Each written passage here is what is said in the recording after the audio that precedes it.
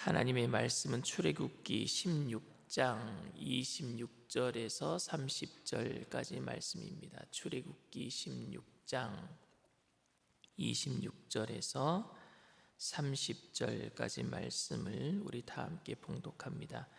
엿새 동안은 너희가 그것을 거두되 일곱째 날은 안식일인즉 그날에는 없으리라 하였으나 일곱째 날에 백성 중 어떤 사람들이 거두러 나갔다가 얻지 못하니라.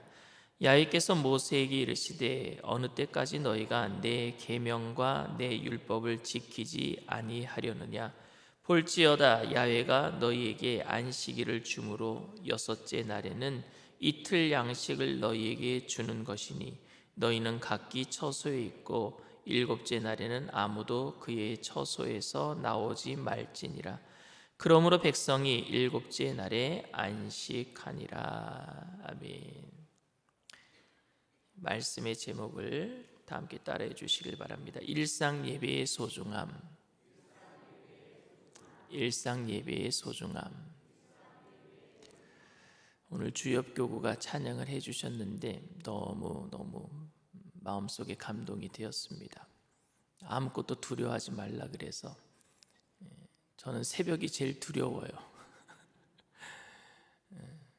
왜냐하면은 새벽 예배를 인도한다는 것이, 제가 365일 새벽 예배를 이민교회에서는 인도했는데 그때마다 말씀을 전하는 게 너무너무 힘들고 두려웠는데 지금도 마찬가지예요. 왜냐하면은 정신이 온전히 깨어 있을 때에 많이 생각을 하고 말씀을 전하면 좀 나을 것 같은데 일어나자마자 말씀 전해야 되니까.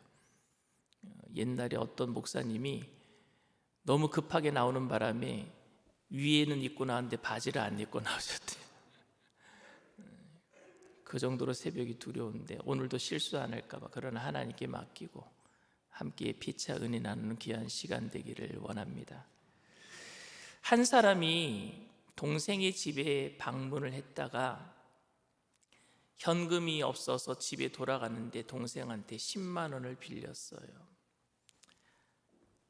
동생이 갚지 않아도 된다라고 괜찮다라고 말했지만 빌린 돈을 형으로서 안 갚는 것은 좀 석연치가 않잖아요. 그리고 돈만 떨렁 보내기도 그런 거예요. 그래서 형이 그냥 계산적으로 돈을 갚는 것, 그냥 한꺼번에 10만 원을 그냥 딱 갚는 것보다는 그래도 매 주일마다 10,000원씩 거기다가 메모를 적어서, 격려하는 메시지를 적어서 동생에게 매주일마다 10,000원씩 이렇게 보내서 10주 만에 돈을 다 갚았대요.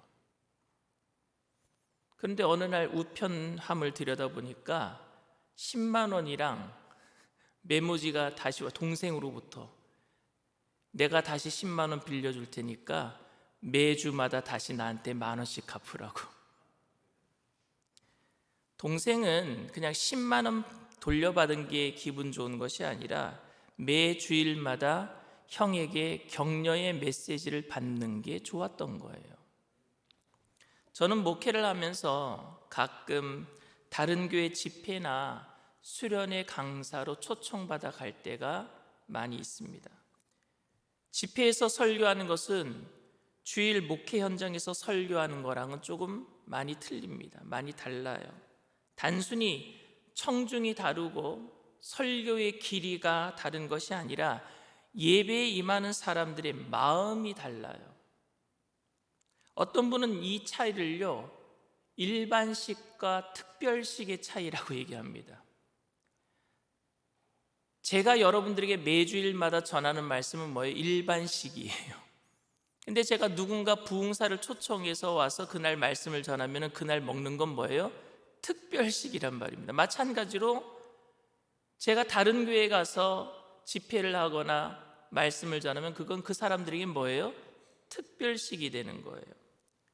집회 중에 하는 설교는 제가 설교한 것 중에서 그래도 제가 조금 은혜 받은 설교, 또 아내가 이 설교는 굉장히 임팩트가 있으니까 어디 갈 때 꼭 이런 설교 하세요라고 저한테 해주는 설교들을 추려서 제가 설교를 하기 때문에 청중들에게 어느 정도의 반응은 기대할 수 있겠지만, 교회에서 매주 설교하는 그 설교는 집회의 그 청중들과는 조금 그 반응이 좀 다르단 말입니다. 다른 교회에서는요 굉장히 뜨거워요. 어떻게 보면은 더 뜨거운 것 같아요. 아멘도 잘하고. 그런데 그냥 제가 목회하는 우리 교회에서는 조금은 그 다른 교회에서 설교할 때보다 똑같은 설교인데도 불구하고 조금 밋밋할 때도 있습니다. 저는 이것을 일반식과 특별식의 차이다라고 생각을 합니다. 오래전에 제가 설교에 대한 이야기를 하면서 예화를 든 그 예화인데 오늘 또 들겠습니다. 브리티시 위클리 잡지 편집자에게 한 독자가 설교 무용론, 설교가 필요 없다라는 그 글을 기고한 적이 있습니다. 나는 30년 동안 교회를 다녔는데 그 30년 동안 나는 3,000편의 이상의 설교를 들었지만 지금 기억나는 설교는 단 한 편도 없습니다. 내 생각에는 목사님들이 불필요하게 많은 시간을 설교에 준비하는 것은 별로 아닌 것 같습니다. 설교에 그 준비하는 시간을 차라리 다른 곳에 사용하는 것이 어떻겠습니까? 이런 글을 올렸어요. 이것 때문에 갑론을박 인터넷 그 댓글이 막 달리고 난리가 났었습니다. 그런데 이 설교 무용론에 관한 찬반 글을요 그냥 딱 그 모든 그 논쟁들을 잠재우는 글이 하나 마지막에 올라왔는데 그 글이 뭐냐? 이런 글이 올라왔어요. 나는 아내와 30년 결혼 생활을 했습니다. 결혼 기간에 아내는 저를 위해서 약 3만 끼 이상의 식사를 준비했습니다. 그런데 지난 30년 동안 감동적으로 기억에 남는 식사는 한 끼도 없습니다. 하지만 제가 분명히 믿는 사실은 기억조차 할 수 없을 만큼 당연한 듯이 받은 그 식사들이 나를 견디게 만들어주는 힘을 공급했다는 것은 의심의 여지가 없습니다. 이렇게 얘기를 한 거예요. 저는 설교를 준비하면서 항상 특별한 은혜가 넘치도록 최선을 다해서 준비를 하지만 날마다 제 설교를 듣는 여러분들은 그 특별한 은혜도 일반 음식처럼 감동이 없는 설교가 될 수도 있겠다 싶어요. 제가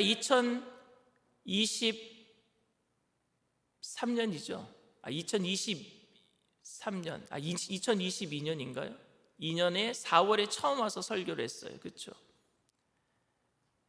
그때 설교를 처음 하고 부활절 다음 주일이었어요. 제가 첫 설교를 끝마치고 갔을 때 제가 피드백을 받았어요. 많은 성도님들이 제 설교를 듣고 울었다. 저도 마음이 막 짠했어요. 근데 지금은 우는 성도님이 별로 안 보이는 것 같아요. 그러니까 그만큼 이제 익숙해졌어요, 저랑. 오늘 본문은 광야에서 이스라엘 백성들이 살아갈 수 있도록 하나님께서 만나를 내려주신 이야기입니다. 출애굽기 16장 14절 15절 말씀을 보겠습니다. 그 이슬이 마른 후에 광야 지면에 작고 둥글며 서리같이 가는 것이 있는지라 이스라엘 자손이 보고 그것이 무엇인지 알지 못하여 서로 이르되 이것이 무엇이냐 하니 모세가 그들에게 이르되 이는 야훼께서 너희에게 주어 먹게 하신 양식이라. 이것이 무엇이냐? 여기서 나온 말이 만나예요. What is this? What is this? 이게 영어고 만후 히브리어로. 그래서 이게 만나가 됐어요. 만나의 뜻은 이것이 무엇이냐라는 뜻이에요.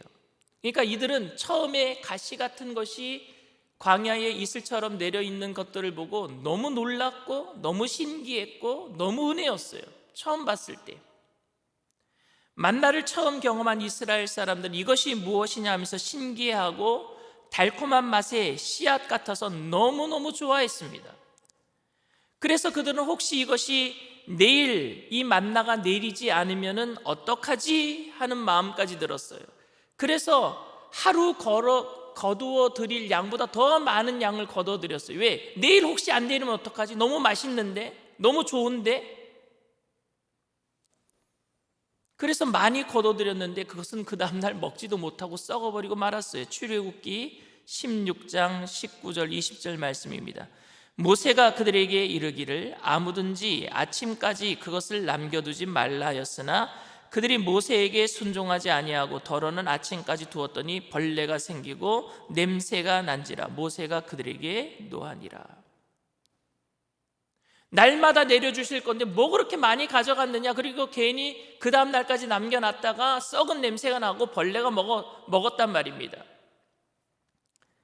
그런데 하나님께서는 안식일 전에는 이틀치를 거둬들일 수 있도록 했어요. 출애굽기 16장 23절 24절 말씀입니다. 모세가 그들에게 이르되 야훼께서 이같이 말씀하셨느니라. 내일은 휴일이니 야훼께 거룩한 안식일이라. 너희가 구울 것은 굽고 삶을 것은 삶고 그 나머지는 다 너희를 위하여 아침까지 간수하라. 그들이 모세의 명령대로 아침까지 간수하였으나 냄새도 나지 아니하고 벌레도 생기지 아니한지라. 그러니까 만나가 처음 내렸을 때는요, 그들에게는 큰 감동이었어요. 큰 은혜였고 기대였었어요. 날마다 나가서 만나를 거둬들이는 기대감이 있었습니다. 그들은 아침마다 광야로 나가야 하는 번거로움과 혹시 내일 만나가 내리지 않으면 어떡하지 하는 불안감으로 한 달치를 한꺼번에 주시면 좋겠다라는 생각도 했을 거예요. 그만큼 은혜 받는 것, 예를 들자면 상징적으로 우리가 말씀 듣는 것, 예배 드리는 것에 대한 기대감이 있었단 말입니다. 혹시 이 은혜가 아니면 어떡하지? 이틀치를 가져가면 좋겠다, 한 달치를 가져가면 좋겠다, 이런 마음들이 있었을 것이란 말입니다. 그리고 날마다 새벽에 나가서 만나를 거두는 것이 일상의 반복이 되었을 때 더 이상 만나는요, 그들에게 있어서 설레임의 대상이 되지 못했습니다. 하지만 그럼에도 여전히 만나는 하나님이 그들의 일상을 채우시고 그들을 지키시는 하나님의 임재였었어요. 여러분, 제가 처음 와서 설교할 때랑 지금 설교할 때랑 감동과 설레임이 똑같습니까? 진짜로요? 그러나 그때나 지금이나 예배 때 하나님께서 말씀을 통해서 우리에게 임재해 주시는 줄 믿습니다. 그건 사실이에요. 그때는 정말 기대감이 있었고 첫 시간이니까 너무너무 더 좋았고 그랬는지 모르겠지만, 지금은 조금 반복이 일상이 되었는지는 모르겠지만 그때나 지금이나 하나님은 똑같이 임재하고 계시는 줄 믿습니다. 그게 더 중요한 것 아니겠어요? 내 마음의 감정보다도 하나님이 지금도 우리와 함께 계시는 그 사실이 더 중요하잖아요, 예배를 통해서. 그런데 여러분, 그 만나가 가나안 땅에 들어가서 가나안 땅에서 첫 소산물을 먹은 다음 날부터 더 이상 내리지 않아요. 그날도 아마 충격이었을 거예요. 처음 만나가 내렸던 날도 충격이었고, 드디어 그 40년 이상을 먹었던 만나가 가나안 땅에 들어가서 첫 소산물을 먹고 난 그 다음 날부터 만나가 내리지 않았을 때 그날 또한 충격이었을 거예요. 날마다 내려왔던 만나가 내려오지 않을 때에. 여호수아 5장 12절 말씀입니다. 또 그 땅의 소산물을 먹은 다음 날에 만나가 그쳤으니 이스라엘 사람들이 다시는 만나를 얻지 못하였고 그 해에 가나안 땅의 소출을 먹었더라. 교인들은, 성도님들은 매 주일 같은 목사에게 똑같은 설교를 별다른 느낌 없이 듣는지는 모르겠지만 더 이상 그 목사님의 설교를 들을 수 없을 때에 그것이 하늘에서 내려온 양식이었구나라는 것을 알게 될 수도 있을 것 같아요. 제가 만약에 날마다 설교를 하다가 어느 날 갑자기 사라져 본다고 한번 생각해 보세요. 아, 우리 목사님의 말씀이 좋았구나, 그때 생각이 날 수도 있을 것 같아요. 제가 사라지겠다는 얘기가 아니라 만약에 그런 일이 벌어진다면. 어떤 목사님은 매주일 교인들의 출석에 크게 신경을 쓰지 않는다고 합니다. 저는 숫자에 자유로운 목회를 한다라는 그 생각 때문에 그 목사님이 좀 부러웠어요. 성도들이 몇 명 출석했는지 별로 신경을 안 쓰니까요. 굉장히 자유로운 목회를 하는구나 이렇게 생각을 했어요. 그런데 그 교회는 교인들이 헌금을 지정해서 드린대요.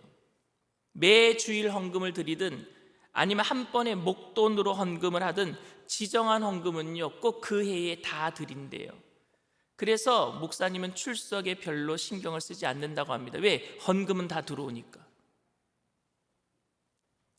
참 마음 아픈 이야기입니다.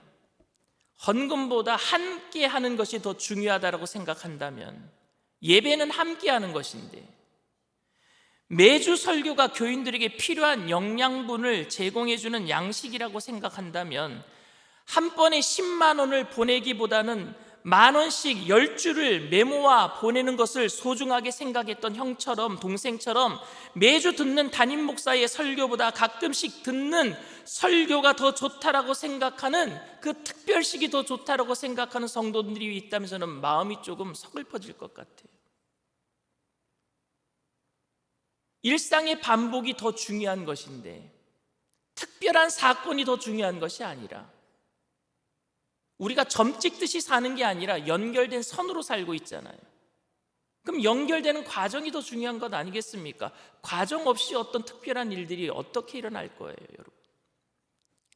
숫자의 자유로운 목회란 교인들의 출석과 참여에 무관심한 목회를 나타내는 것이 아니라 숫자적인 성장과 성공의 궁극적인 목표를 두지 않겠다라는 그 목회가 숫자에 연연하지 않겠다는 목회 아닐까요, 여러분? 저는 양적인 성장도 중요하지만 우리 성도님들의 그 질적인 성장, 그 마음 속에 정말 예수님을 품고 살아가는 그 진실한 성장이 있게 되기를 원합니다. 우리는 매주 똑같은 예배를 주일, 또 수요일, 금요일, 그리고 새벽에 드리고 있습니다. 저는 매주 예배를 드리면서 10,000원씩 조금씩 나누어 메모를 적어서 보냄으로 소소한 감동을 주었던 형처럼 관계를 확인하고 사랑한다라고 고백할 수 있는 것이 예배의 가치를 얘기하고, 그런 가치를 예배를 통해서 저는 찾고 싶습니다.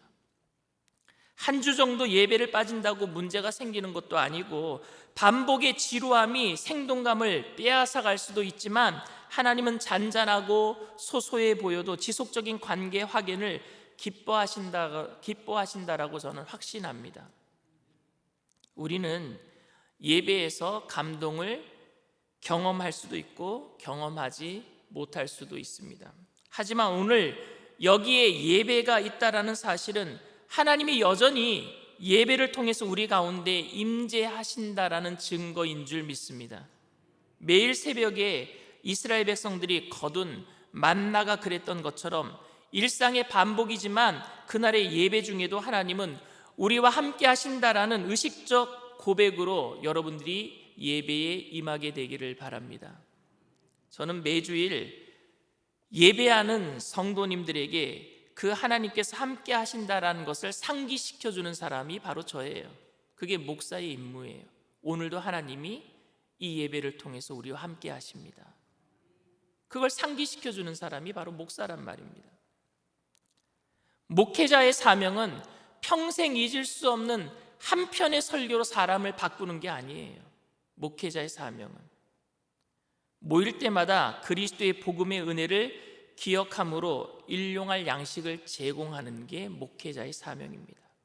날마다 만나를 하나님께서 내려주셨듯이 날마다 목회자는 그 양식을 말씀을 통해서 여러분들에게 제공해야 되는 거예요. 그래서 오늘 어떤 분이 그러더라고요. 설교를 잘했다 못했다를 야구에 비교를 해요. 그래서 설교를 잘하면 어떤 분이, 제가 기도원에서 사역할 때 그랬어요. 설교하고 내려오면 어떤 분이 저한테 와서 그래요. 목사님 오늘 홈런 쳤어요. 그래요. 홈런. 또 설교를 죽을 쓰면은요 그래요. 그런 말은 제가 별로 들어본 적은 없지만 설교를 죽을 쓰면 이래요. 병살타 쳤어요. 그래요. 근데 저한테는 날마다의 설교가 여러분들에게는 홈런을 쳤든지 아니면 병살타를 쳤든지 그것은 저에게 별 상관이 없습니다. 이제는. 왜냐하면 날마다 하나님이 우리와 함께 계신 것을 확인했다면 그건 별 상관없을 것 같아요. 모든 음식은 살아내기 위한 양식이기 때문에 그렇습니다. 모든 예배는 우리가 살아내기 위한 양식이에요. 그러니 여러분들 예배를 소중하게 여기게 되기를 바랍니다. 일상 예배의 소중한 말입니다. 특별한 예배, 부흥회가 더 소중한 게 아니라 일상 예배가 소중한 거예요. 왜? 날마다 살아내기 위해서 하나님께 주셨던 만나였단 말입니다. 예배는 이 땅을 살아가는 동안 우리가 미리 맛보는 천국의 양식인 줄 믿습니다. 매주 듣는 설교, 매주 함께 모여 예배하는 공동체로 날마다 든든히 세워져 나가는 저와 여러분들이 다 되시기를 주님의 이름으로 축원을 드립니다.